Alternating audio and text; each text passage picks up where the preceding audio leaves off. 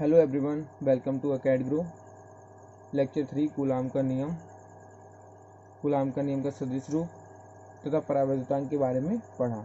उसी के आगे कंटिन्यू करेंगे लेक्चर 4 में। अगर आपको लेक्चर में कोई भी डाउट होता है तो कमेंट बॉक्स में आप अपने डाउट को लिख सकते हैं। आपके डाउट को सॉल्व करने का पूरा प्रयास किया जाएगा। लेक्चर 4 को कंटिन्यू करेंगे। परावैद्युतांक में जो पढ़ा था वो था कि किसी भी पॉइंट चार्ज के बिंदु आवेश के बीच में जो बल लगता है वो वायु या फिर निर्वात, जिसे इंग्लिश में वैक्यूम बोलते हैं, उसमें और किसी भी माध्यम में रखने पर अलग अलग होता है। तो जैसे कि एफ माध्यम तथा एफ निर्वात में संबंध। तो कोई भी चार्ज है दो, Q1 और Q2, इनके बीच की दूरी R है। तो इनके बीच अगर ये वायु में रखा हुआ है या निर्वात में रखा हुआ है तो इसमें जो फोर्स होगा वो लग रहा होगा बल F के Q1 Q2 इन दोनों के बीच की दूरी का स्क्वायर। अगर यही किसी माध्यम में रखा है जैसे कि कुचालक या चालक में रखा हुआ तो चालक के लिए K की वैल्यू इन्फिनिटी होती है। माध्यम में रखा हुआ है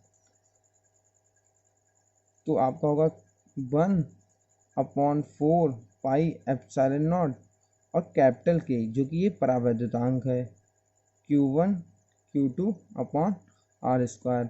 और इसको आप लिख सकते हो F निर्वात इक्वल टू K की वैल्यू हो जाएगी 1/4 pi epsilon naught Q1 Q2 upon R square. तो ये आपकी इक्वेशन 1 है और ये वाली इक्वेशन 2। ये निर्वात में भी K लिख सकते हैं, लेकिन K की जो वैल्यू होती है वो 1 होती है, इसीलिए K लिखते नहीं हैं। माध्यम में जो K की वैल्यू होती है वो अलग अलग होती है, इसीलिए कैपिटल K लिख देते हैं।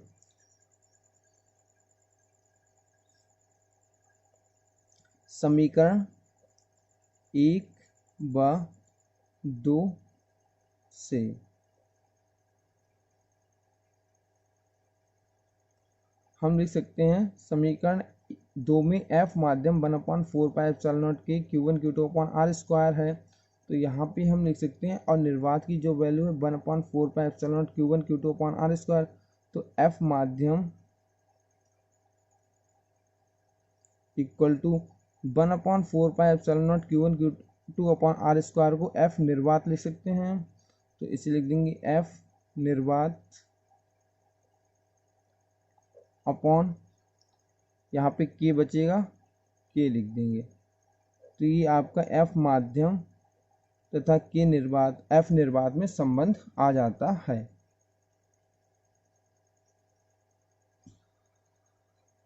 जब आप क्वेश्चन सॉल्व करोगे और क्वेश्चन में कोई भी माध्यम दे रखा हो निर्वात या वायु को छोड़कर, तो आपको K की वैल्यू दे रखी होगी और उससे आप इस वाले फार्मूले से उसका परिमाण निकाल सकते हैं। या फिर आप निर्वात के लिए बल निकाल लेना और बाद में K से डिवाइड कर देना, जो कि परावैद्युतांक क्वेश्चन में दिया होगा, तब भी माध्यम के लिए परिमाण आ जाएगा।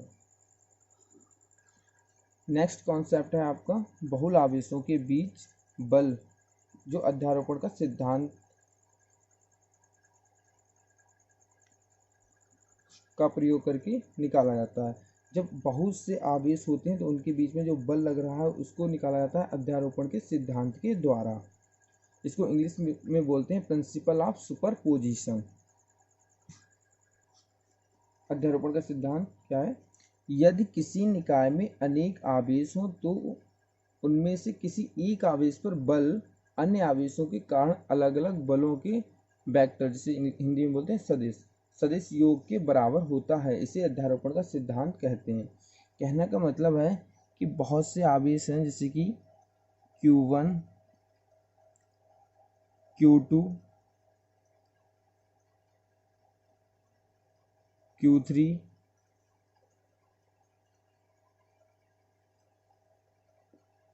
Q0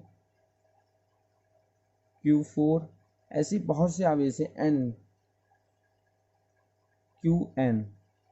तो जो Q0 पे यानी Q0 पे जो Q1 के कारण जो फोर्स लगेगा वो लगेगा इस डायरेक्शन में, इस पे। तो वेक्टर F1 0, तो 0 1, तो 0 ना लिखें, उससे कोई दिक्कत नहीं। ऐसे ही Q2 जो कि पॉजिटिव चार्ज है, ये भी पॉजिटिव चार्ज है, तो पॉजिटिव चार्ज क्या करते हैं, एक दूसरे को प्रतिकर्षित करेंगे। प्रतिकर्षित करेंगे तो दूर जाने की कोशिश करेंगे, तो इस दिशा में दूर जाएंगे। तो इसीलिए इसकी जो डायरेक्शन होगी वो होगी इस दिशा में, इसी के अनुदिश दूर की तरफ, क्योंकि ये प्रतिकर्षित करेंगे एक दूसरे को। तो ये हो जाएगा वेक्टर F2 सदिश रूप में। Q3 की जो डायरेक्शन होगी वो इसी के अनुदिश होगी और दूर की तरफ। ये आपका आ जाएगा वेक्टर F3। ऐसे Q4 की जो जितने भी फोर्स लग रहे हों, जितने भी आवेश हों, उन सभी का सदिश योग होता है। तो वेक्टर F4 ये वेक्टर n लग जाएगा, तो इसी के अनुदिश वेक्टर n। इन सभी वेक्टर जो कि सदिश फोर्स बल लग रहे हैं, तो इन सदिश का सभी का योग जो होगा सदिश रूप में, वो नेट जो फोर्स होगा वो कुछ इस तरह से होगा, F नेट, जो कि आवेश के कारण आवेश Q0 पे लग रहा है। तो इसको हम ऐसे लिख सकते हैं, अतः इस Q0 पे जो फोर्स निकालेंगे नेट, वो सदिश योग के बराबर होगा। तो vector F1 plus vector F2 plus vector F3 plus vector F4 plus vector Fn। तो इन सारे फोर्स जो बल लग रहे हैं इनका सदिश योग है। इन सभी बलों का ये सदिश योग होगा। ये आपका नेट बल लग रहा होगा इस Q0 वाले आवेश पर। अगर आप लोगों को सदिश में कोई दिक्कत आ रही है तो क्लास 11th की प्लेलिस्ट में आपको वेक्टर का लेक्चर मिल जाएगा, उसको आप लोग देख लें।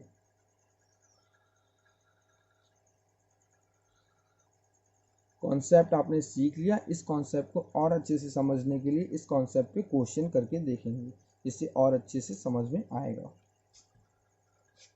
क्वेश्चन है, भुजा ए वाले वर्ग के चारों कोनों ए बी सी डी में से प्रत्येक पर आवेश Q रखा गया है। बिंदु डी पर रखे आवेश पर लगने वाला बल ज्ञात कीजिए। जैसे कि आपको डायग्राम दिख रहा होगा, एक स्क्वायर दे रखा है, वर्ग ABCD। आपको डी वाले पॉइंट पे क्या निकालना है, नेट बल निकालना है। डी पर रखे आवेश पर लगने वाला बल, इस डी वाले पर जो आवेश रखा हुआ Q और ए पर भी Q, समान आवेश रखे हुए हैं चारों पर। तो डी वाले आवेश पर जो बल लग रहा है नेट, वो आपको निकालना है। और ये जो स्क्वायर है इसकी जो भुजा है वो ए दे रखी है। तो डी वाले पॉइंट पर आवेश ए वाले पॉइंट पे, उसके कारण भी बल लगेगा। तो ये प्लस है, ये भी प्लस है, तो एक दूसरे को प्रतिकर्षित करेंगे। तो प्रतिकर्षित करेंगे तो दूर की तरफ ये वाला आवेश जाएगा, तो इसीलिए इसके अनुदिश इस दिशा में इसका फोर्स लगेगा, दूर की तरफ जाएगा तो इससे दूर की तरफ। तो इस पे जो फोर्स लगेगा वेक्टर डी पर ए के कारण, इस तरह से लिख देंगे, डी वाले आवेश पर ए के कारण लगेगा। ऐसे ही सी वाले के कारण भी डी पर लगेगा, वो इस दिशा में, क्योंकि ये प्रतिकर्षित करेंगे इसी के अनुदिश, और ये प्लस है ये भी प्लस है, तो दूर की तरफ जाएगा। तो वेक्टर एफ डी वाले पर सी के कारण। ऐसे ही ये वाला भी चार्ज है, आवेश है, तो इसके कारण भी फोर्स लगेगा। तो इसके कारण जो फोर्स लगेगा वो इस दिशा में, क्योंकि ये भी प्लस, तो एक दूसरे को प्रतिकर्षित करेगा। तो प्रतिकर्षित करेगा तो दूर की तरफ जाएगा, vector F D C D B. आपको वेक्टर फॉर्म में लिखना है, वेक्टर फॉर्म में योग करना है सदिश रूप में। तो आप सभी का परिमाण निकाल लें फोर्स का। जैसा कि क्वेश्चन में दे भी रखा है, लगने वाला बल ज्ञात करना, बस बल बताना। दिशा के लिए वेक्टर फॉर्म यूज करते हैं, लेकिन दिशा हम लोग फैक्ट से, जो कि बोला था, पिछले कॉन्सेप्ट में लेक्चर 3 में उसी के द्वारा निकाल लेते हैं कि ये समान चार्ज होंगे, आवेश होंगे, एक दूसरे को प्रतिकर्षित करेंगे, विपरीत होंगे, वो एक दूसरे को आकर्षित करेंगे, तो सभी के परिमाण निकाल लेते हैं। तो फोर्स DC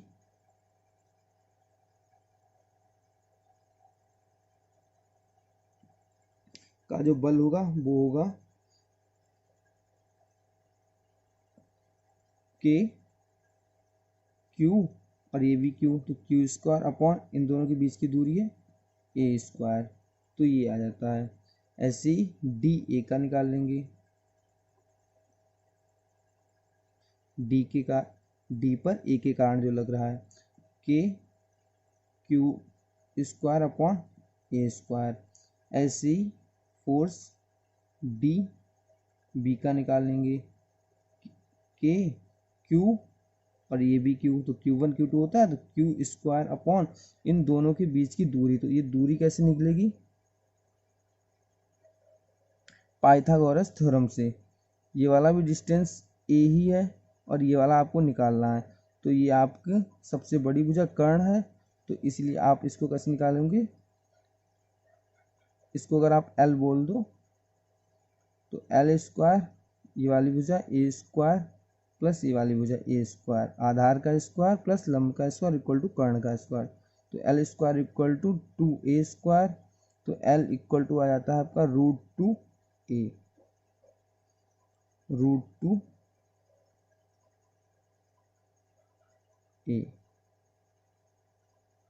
तो आप यहाँ पे ले सकते हो √2A का स्क्वायर, तो वेक्टर वो FDV equal to Q square upon 2A square. तो आपकी इक्वेशन हो गई, ये इक्वेशन हो गई, ये इक्वेशन 3। आपको नेट बल निकालना है, तो ये जो एंगल है वो है 90, तो ये वाला कितना है 45, 45, ये वाला भी कितना है 45।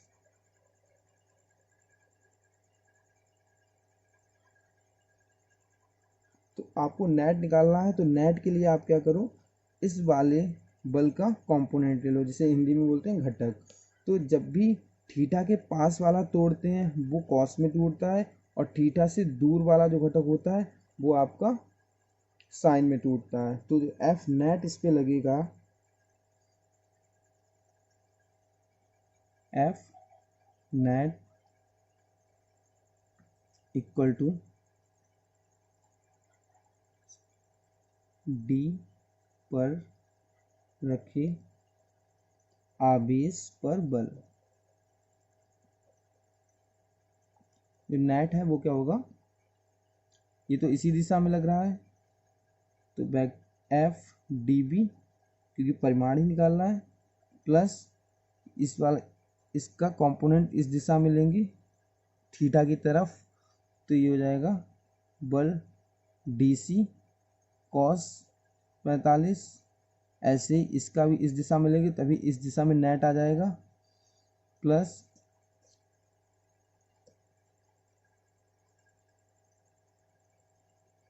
F D A cos theta. समीकरण 1 2 3 से सभी का मान रख दो। जो नेट बल लग रहा है तो यहाँ पे इसका मान रखोगे डी, और बी के कारण लग रहा है K Q square upon 2A square plus K Q square upon A square, और कॉस 45 की वैल्यू होती है 1/√2। ऐसे ही K Q square upon A square 1/√2। यहाँ पे के कॉमन ले लो, के स्क्वायर, के क्यू स्क्वायर और अपॉन A स्क्वायर भी कॉमन आ रहा है नीचे, A स्क्वायर ब्रैकेट में आ रहा है 1/2 प्लस 1/√2 प्लस 1/√2, जिसमें से एफ नेट आप के की वैल्यू लिखना चाहते हो लिख दो 1/4 पाई एप्सिलॉन नॉट, या के लिखा रहने दो, कोई 1/2, यहाँ पे हो जाएगा 2/√2 F net equal to 1/4πε0 Q² upon A² 1/2 plus √2। ये आपका नेट बल आ जाता है आवेश डी पर रखे आवेश पर नेट बल लग रहा है 1/4πε0 Q² अपॉन A² 1/2 प्लस √2। ये इस वाले क्वेश्चन का आंसर है। जब आप लोग क्वेश्चन को सॉल्व करके देखा करें पहले ही, तो पॉज कर लिया करें वीडियो और बाद में देखा करें वीडियो, एक बार ट्राई कर लिया करें। नेक्स्ट क्वेश्चन है, ए भुजा वाले वर्ग के चारों कोनों में से प्रत्येक पर प्लस Q आवेश मुक्त रूप से रखा है। वर्ग के केंद्र पर कितना आवेश रखें कि पूरा निकाय संतुलन में रहे। जैसे कि डायग्राम दे रखा है, प्लस Q चारों कोनों पे रखा हुआ है। यहाँ पे केंद्र पर, इसका जो केंद्र है यहाँ पर कितना आवेश रखें कि निकाय संतुलन में रहे। तो माना कि आवेश Q रख दो, क्योंकि अभी नहीं पता है आपको, यही Q निकालना है कि कितना आवेश रखा जाए। तो इस वाले पे चार्ज पे देख लो निकाल के, या इस पे निकाल लो या इस पे निकाल लो या इस पे, सब पर सेम आएगा क्योंकि सब पर प्लस Q चार्ज दे रखा है और A इसकी भुजा दे रखी है, ये वर्ग दे रखा है। जैसे कि अभी इसका लेंथ को निकाला तो वो कितनी आई थी, √2a। इस वाले आवेश पर इस वाले आवेश के कारण भी बल लग रहा होगा, वो बल लग रहा है माना F1 बोल दो। उसके कारण इस पर भी बल लग रहा होगा, जो कि प्लस है, प्लस तो प्रतिकर्षित करेंगे तो दूर की तरफ जाएगा। ऐसे ही इसे F2 बोल दो। ऐसे ही Q और Q के कारण लग रहा होगा, इसे F3 बोल दो। F1 और F2 ये 90 का एंगल बना रहे हैं, और F3 के लिए जो कि उसी दिशा में है, जो कि Q जिस दिशा में रखना है, यहाँ पे आपको केंद्र पर निकालना है, तो केंद्र की दिशा में ही F3 है। तो इसीलिए F2 और F1 को भी केंद्र की दिशा के लिए इसको भी 45 का कोण बना रहा है, क्योंकि ये 90 का है तो ये भी 45 का बना रहा है। तो इसके भी कंपोनेंट घटक ले लेंगे, F1 cos थीटा और F2 cos थीटा। पहले तो F1 निकाल लो कितना आ रहा है, तो F1 आपका आ रहा है, F1 ये है तो Q और Q, तो Q² और ये भुजा की कितनी है A²। ऐसे F2 इक्वल टू Q और Q² अपॉन A²। ये कूलाम के नियम का जो परिमाण आया था वही फार्मूला है। तो F अगर आप निकालना चाहो नेट, F1 और F2 का घटक लेना चाहो नेट F, इसे F बोल दो, F नेट, F सिर्फ F बोल दो। तो F आपका आ जाएगा F1 cos theta plus F2 cos theta. बस आपने क्या किया, F2 cos theta F1 cos theta को ले लिया, उसके घटक को तोड़ लिए और उसको बोल दिया F। तो F इक्वल टू F1 कितना है Q² A² और थीटा कितना है 45, तो cos 45 प्लस, आप यहाँ लिखना चाहो यहीं लिख दो 45 अंश और 45 अंश। F2 कितना है Q² A² cos 45 लिख दी, तो Q² अपॉन A² cos 45 की value 1/√2 plus Q² upon A², इसकी वैल्यू 1/√2। तो इसको सॉल्व करोगे तो Q² अपॉन A² और 1/√2 प्लस 1/√2, ये आपका आ जाएगा K√2 Q² अपॉन A², ये आ जाएगा F।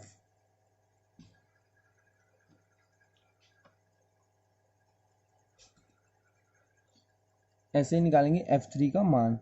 तो F3 पर कितना फोर्स लग रहा है, F3 और दोनों आवेश Q² अपॉन उन दोनों के बीच की दूरी a स्क्वायर। तो F3 आपका आता है k square upon 2a square.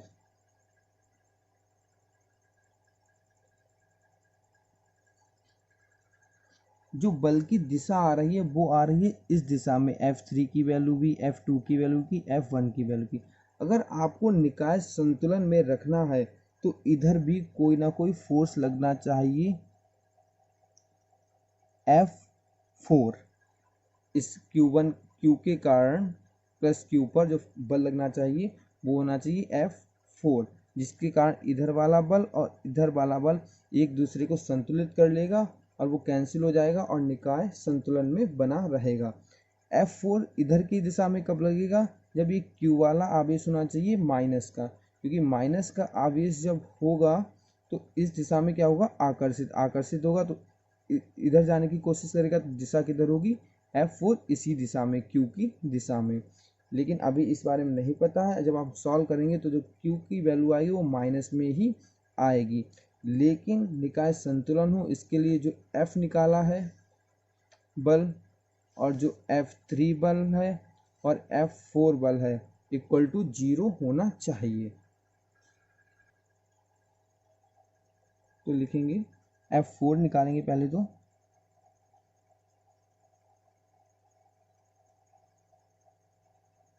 F4 equal to K दोनों आवेश प्लस Q और कैपिटल Q अपॉन दोनों के बीच की दूरी, तो √2a अपॉन 2 का स्क्वायर। तो ये आपका आ जाएगा F4 equal to K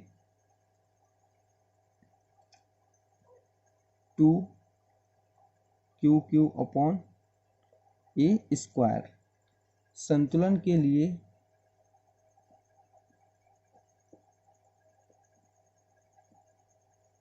F plus F1 plus F4 equal to 0 होना चाहिए, तभी निकाय संतुलन में रहेगा। F, F3, F4 की हम वैल्यू निकाल चुके हैं, तो F की वैल्यू क्या है? K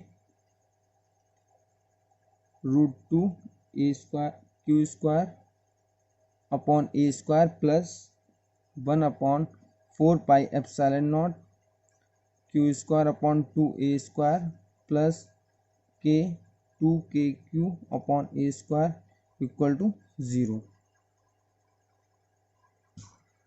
इसमें से कॉमन ले लेंगे K Q upon a square, तो अंदर बचेगा √2Q plus 1/2 plus 2Q equal to 0।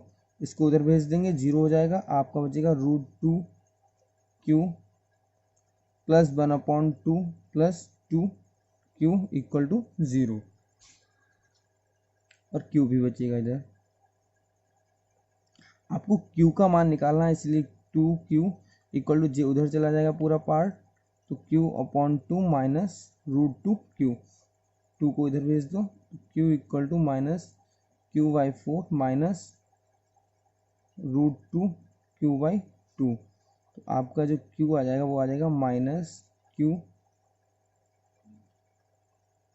Upon 4 minus Q upon √2। तो Q equal to, Q common लेना चाहो ले लो, 1/4 माइनस 1/√2।